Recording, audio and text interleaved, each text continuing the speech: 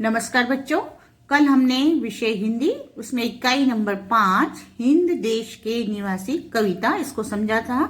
आज इस इकाई का जो व्याकरण है आज हम उसे समझेंगे। ये देखिए पेज नंबर 31 में सबसे पहले आपको यहाँ पे समानार्थी शब्द दे रखे हैं। समानार्थी शब्द मतलब समान अर्थ बताने वाले शब्द। अब देखिए कोष्टक में जो शब्द समानार्थी नहीं है उन पर घेरा मतलब सर्कल कीजिए और समानार्थी शब्दों का वाक्य प्रयोग कीजिए।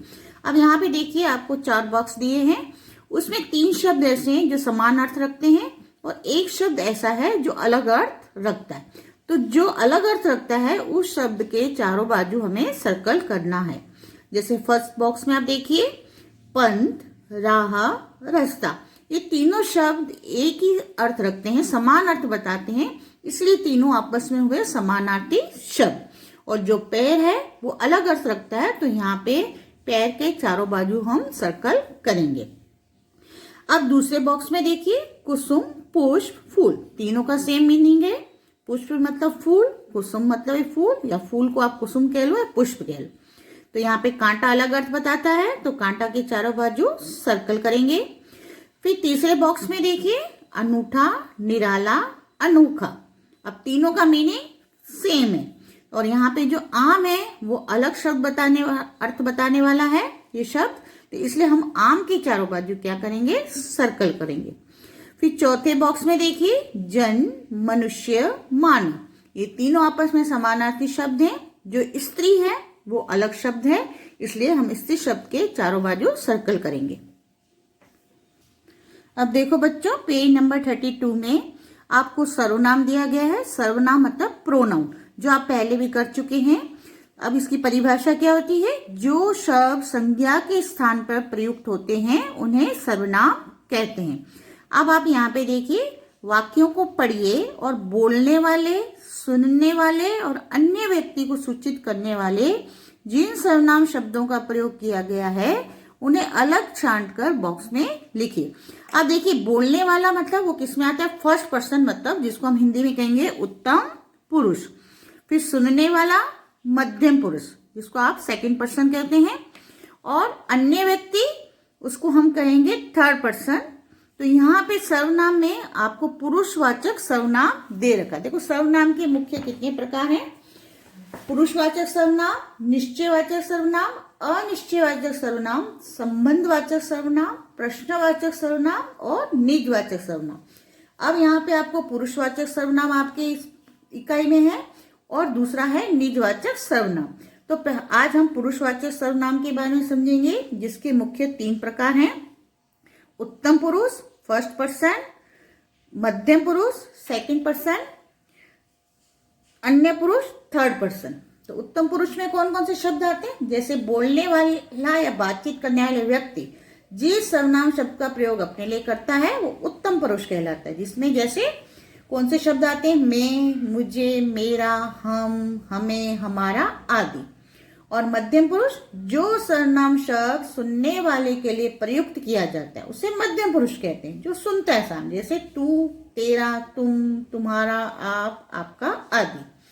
और अन्य पुरुष थर्ड पर्सन जो सर्वनाम शब्द वक्ता बोलने वाला किसी अन्य के लिए प्रयुक्त करता है वो अन्य पुरुष कहलाता है, जैसे वह, वे, उसका, उसकी, उनका, उनकी, उनसे आदि। तो अब हम यहाँ पे नीचे देखते हैं, जैसे यहाँ पे आपको फर्स्ट दे रखा है, मुझे बल्लेबाजी में मजा आता है। तो यहाँ पे देखो बोलने वाला स्वयं के लिए मुझे सर्वनाम शब्द उपयोग कर रहा है, तो यहाँ पे मुझे यहाँ पे सर्वनाम हो गया और ये उत्तम पुरुष फर्स्ट पर्सन में आता है। फिर हम मैच जीत गए, अभी हम भी देखो बोलने वाले स्वयं के लिए हम सर्वनाम का प्रयोग कर रहे हैं, तो यहाँ पे हम क्या हो गया, सर्वनाम, और जो फर्स्ट पर्सन उत्तम पुरुष में आता है। अब यहाँ पे थर्ड देखो, तुम अच्छे क्षेत्र रक्षक हो। अब देखो यहाँ पे ये सर्वनाम शब्द सुनने वाले के लिए प्रयुक्त किया गया है, तो यहाँ पे तुम सर्वनाम है और ये मध्यम पुरुष मतलब सेकंड पर्सन। फिर तुम्हारी गेंदबाजी का जवाब नहीं, देखो यहाँ पे तुम्हारी सर्वनाम शब्द सुनने वाले के प्रयुक्त हुआ है, तो ये भी मध्यम पुरुष तुम्हारी।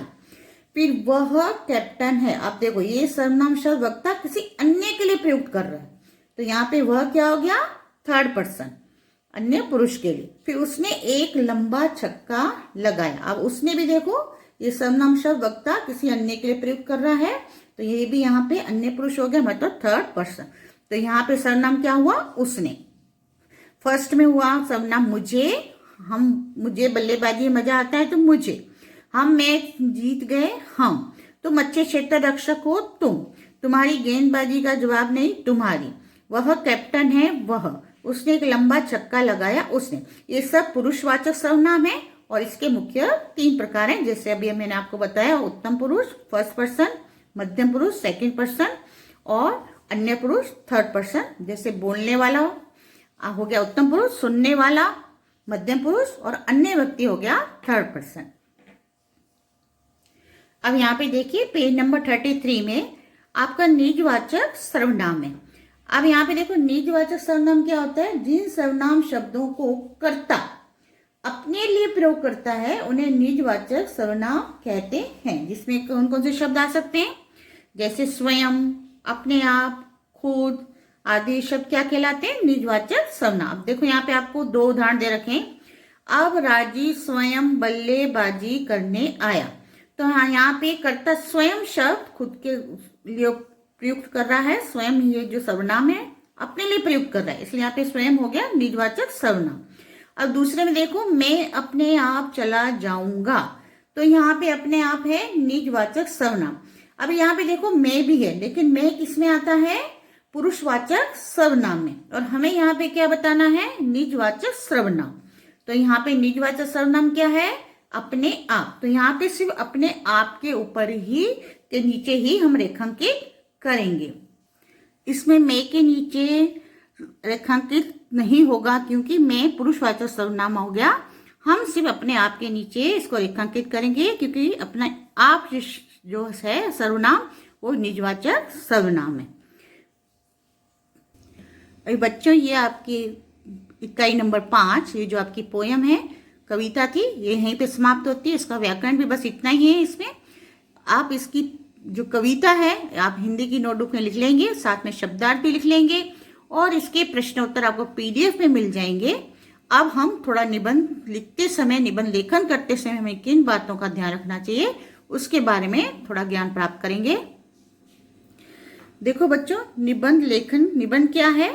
किसी भी विषय पर क्रमबद्ध रूप से अपने विचारों को लिखकर प्रकट करना निबंध लेखन कहलाता है। अब निबंध के विषय कौन से होने चाहिए?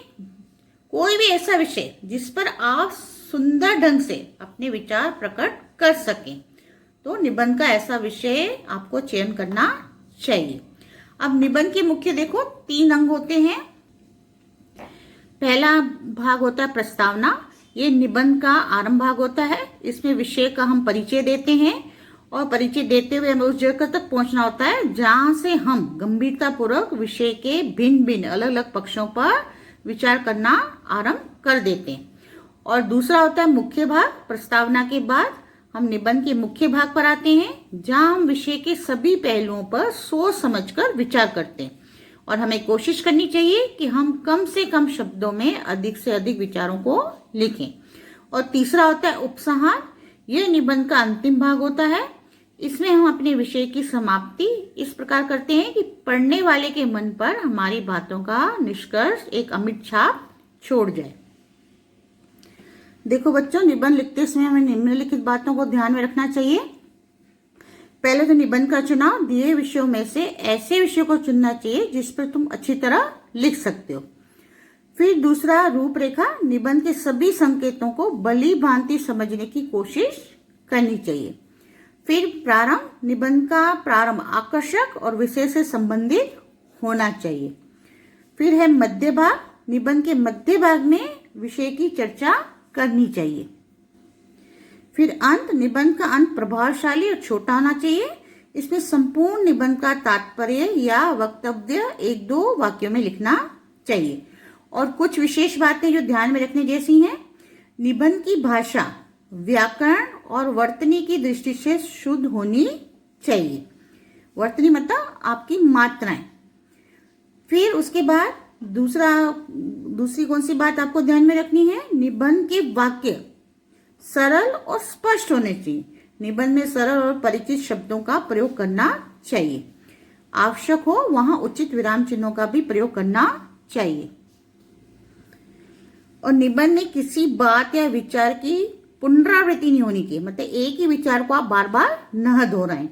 संकेतों या विचारों के अनुसार निबंध में 4 या 5 परिच्छेद होने चाहिए, मतलब 4 या 5 पैराग्राफ होने चाहिए। और निबंध की जो लिखावट है वो आपकी स्वच्छ और सुंदर होनी चाहिए। और लिखने के बाद निबंध को एक बार ध्यान से पढ़ लेना चाहिए, और यदि कोई भूल रह गई हो तो उसमें सुधार लेना चाहिए। इस तरह आपको निबंध लिखते समय इन बातों का विशेष ध्यान रखना चाहिए। और बच्चों, निबंध भी आपको PDF में मिल जाएगा। आज के लिए इतना ही। नमस्कार।